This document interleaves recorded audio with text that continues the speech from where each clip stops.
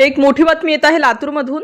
70 वर्षीय वृद्ध सासूला सुनेकडून मारहाण, व्हिडिओ सोशल मीडियावर व्हायरल। लातूरच्या शिरूर अनंतपाळ तालुक्यातील सुमठाणा गावात घरगुती शेतीच्या वादावरून एका वृद्ध महिलेला सुनेकडूनच मारहाण करतानाचा व्हिडिओ सोशल मीडियावर व्हायरल होतोय। या व्हिडिओत त्या वृद्ध महिलेचे केस ओढत तिला फरफटकताना आणि लाथाबुक्क्यांनी मारताना ते दिसत आहे।